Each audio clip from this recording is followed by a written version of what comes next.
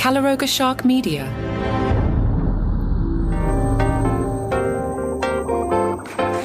Bill Burr has forced my hand. Hello, I'm Johnny Mac with your daily comedy news. I'm kind of done talking about the Riyadh Comedy Festival, but Bill Burr addressed it on this week's Bill Burr podcast, and let's hear what Bill has to say. As always, I'm clipping for F-bombs and sometimes for pacing, but here's Bill Burr. You guys are asking me, obviously, a ton of questions about the absolute controversy, all right? Here's the deal. I have no problem answering any of them. The problem I have is after I answer them, it all gets clipped. And then once it gets clipped, then the lies start getting told, or they start shaping it and making it this and making it that. So all I'm doing is just throwing another log on the fire, and then they can make more money.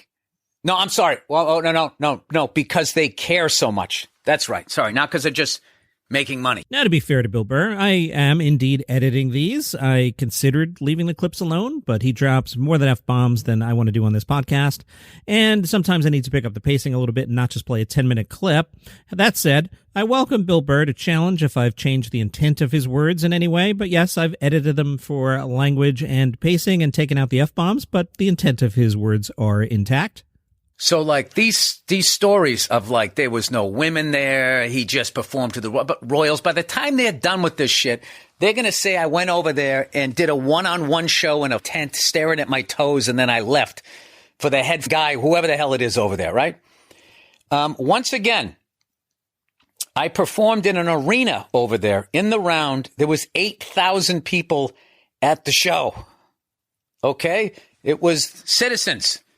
And then they had diplomats sitting down front in a nerve-wracking way for the performer to make sure that, you know, you didn't talk about the 2 or 3 things that they said that they negotiated down to not talk about. Once again, as I said before, whoever put together the comedy festival and everything, what it did for freedom of speech over there, because, like, before it started, you couldn't talk about all of this stuff, and then they whittled it down to just that.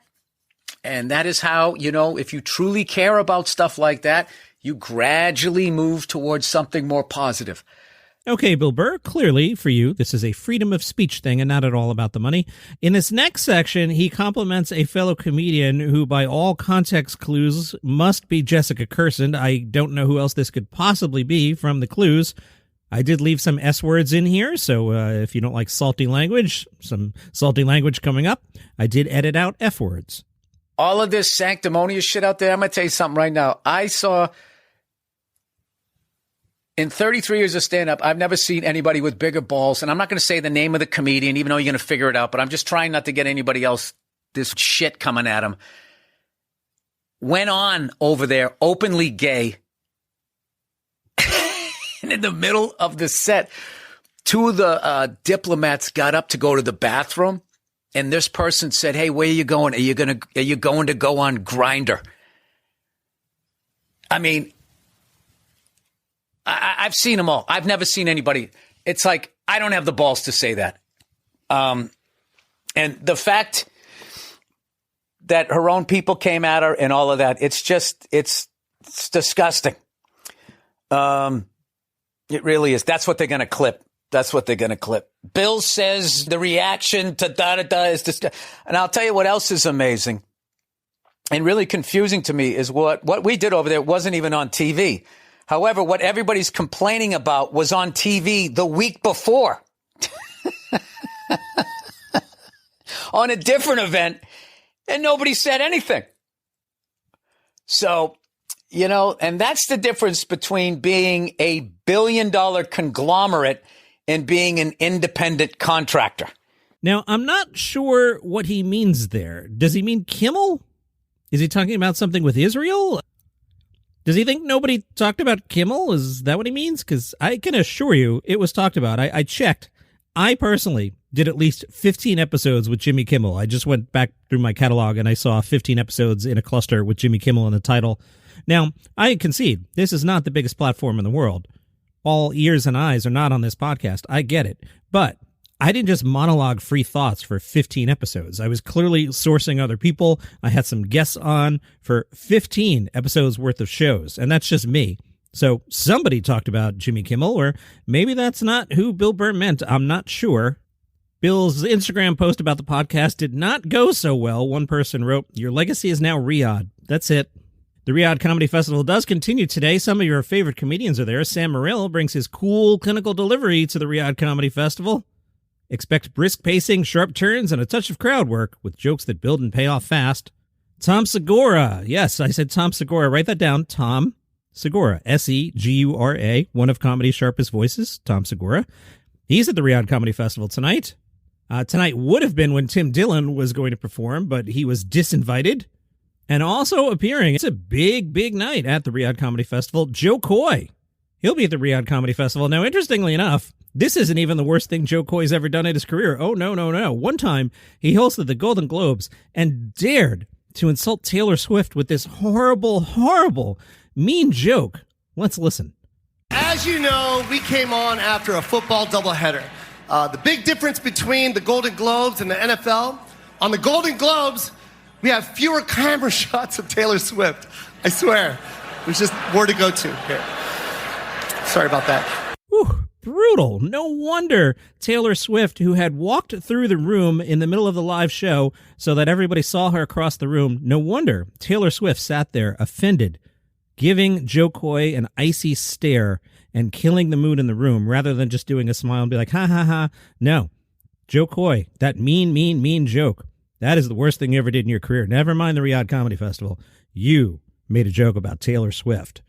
Now, somebody who knows better is Jimmy Fallon. He had Taylor Swift on Monday night. It was her 7th time on The Tonight Show, so Taylor knows Jimmy Fallon's not going to make some mean joke about Taylor and cameras and the NFL. No, he's not going to do that. She did 3 full segments with Fallon. Guests often get 2. She talked about her engagement to Travis Kelce and the song Wood. The less said about that song, the better. It is cringe with a capital C, says the old man in the basement recording a podcast, but it is cringe. In case you haven't listened to the song, some of the lyrics include the words wood, redwood tree, cocky, and it's about Travis Kelce. You could figure it out. Jimmy Fallon in his monologue said, "This is the hottest ticket in town. Today I was on the phone with Pope Leo and I said, 'I'm sorry, Your Holiness, there's no more room.'" Boy, that's hilarious. Even though it's October, and Jimmy told it better, of course. Even though it's October, like everyone else, I spent the weekend looking for Easter eggs. I listened to the album so many times this weekend, I think I'm in love with Travis. Fallon asked some rapid-fire questions. These are probing, really difficult questions of Taylor Swift. The last person you texted? Selena, meaning Gomez. The last movie you saw? One battle after another. We are so lucky to be alive at the same time as Paul Thomas Anderson. Last fall-related activity you did? I baked cinnamon rolls the other day. With material like this, I don't think Fallon has to worry about Trump and people or the FCC coming after him if we're going to ask Taylor Swift about cinnamon rolls. This is not exactly a biting satire here. Now tonight, for some reason that I can't explain, Taylor Swift, superstar, megastar, huge star, whatever you think of the song Wood and the cringeness of it, there's no avoiding. She's a huge star. Tonight, for some reason, she's going on Late Night with Seth Meyers to reach his, 23,000 viewers? How many viewers does he have? I lost my notes. It's some number like that. Why? She's going on Seth Meyers, of all things, like anybody would take her. And she's doing Seth Meyers? The 12:30 show? I mean, sure, the clips will go viral. Sure, I'm going to talk about it. But really, that? Okay. On The View, which, is a show Taylor Swift could do, Sherry Shepherd is concerned about Saturday Night Live. Sherry said, "When I watched SNL this weekend, I did notice something was missing. Ego Nwodum left the show, and she was their only black female cast member. So now there are no black women on SNL. So what do I say to SNL? You all got to hurry up, and you got to find somebody. This is a break glass in case of emergency. It's an emergency. We got to have representation on that show." She noted SNL does not have the best track record in hiring black female talent, and noted that Kenan Thompson would often have to dress in drag to do impressions of black women in pop culture. Shepherd said, "There was no black woman to even play Whoopi Goldberg. Kenan Thompson would play Whoopi at the table when they spoofed us. In 2009, Tracy Morgan played Shepherd. She said, they had the nerve. When Tracy Morgan guest hosted, Tracy Morgan played me on the doggone show. They had Tracy Morgan in that old tired shake and go wig, looking like he sits third row at church and serves the dinner after service. He's even still got a 5 o'clock shadow." I don't think this controversy is unwarranted. In terms of having a cast that is diverse in all ways so that you have someone who can realistically portray a character, I don't think this is absurd at all. Shepard said, "What I don't like hearing is we can't find anybody. There are lots of talented black female comics that you can cast on SNL. If you go to any comedy club or improv place, they're out there waiting for this opportunity, getting ready for this very opportunity." Yeah, that makes a lot of sense to me. Yep. Apparently, the cast of SNL gathered at a farewell party on October 3rd, and they met with the cast members who left the show. Devin Walker and Emil Wakim were there, as well as alumni Chloe Trost and Punky Johnson. Trost and Johnson spoke to People about the realities of being fired from SNL. Trost said, "You don't get a cushion when you fall." Even before the show, they were the ones that were a guiding light, and so that's what I looked to after, and I feel like without that, I don't know where I'd be 1 year out, to be honest. Punky Johnson said, "You can't leave SNL and then go do the same things you were doing before. It just puts pressure on you because everybody's always like, yo, what's next? So I have to go do the next big thing. I had to figure out how to understand the difference between, all right, cool, you did something really great. Now it's okay for you to just go through the motions and not rush and figure out what's next for you. It's okay for you to figure that out. It's very hard to understand a place like that. They just throw you in the water. You better know how to swim. They don't give you a life jacket."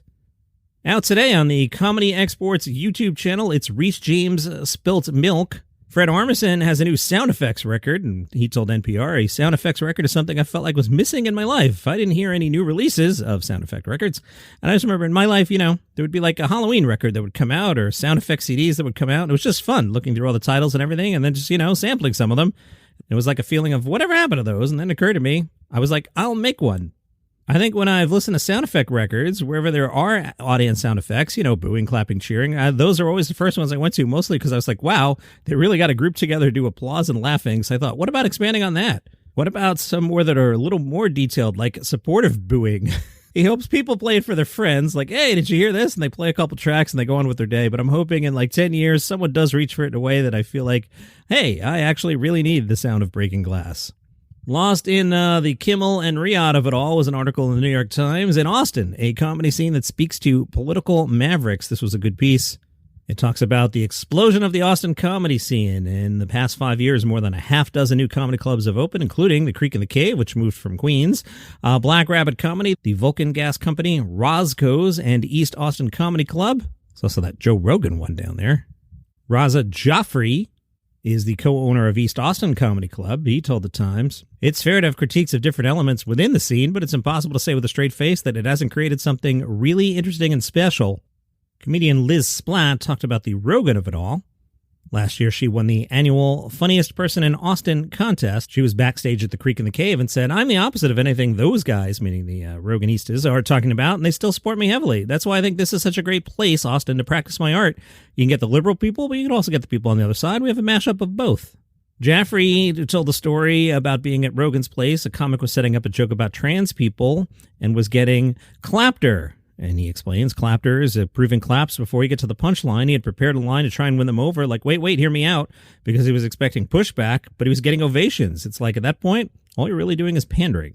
And that is your comedy news for today. If you enjoy the program, please tell a friend about it. They might like it too. Please join us in the Facebook group, which is Daily Comedy News Podcast Group. You will be asked a couple questions there to make sure you're not a porn bot. And I've had a couple porn bots trying to sneak through lately, and a couple people just trying to promote their own podcast. Look, if you're part of the group, you want to promote something, I'm fine with that. I just want people to actually be active participants of the group. That's all. It's a nice community. I like when you guys start the discussion topics. It's been a really nice place to hang out lately. So that's Daily Comedy News Podcast Group, and I'll see you tomorrow.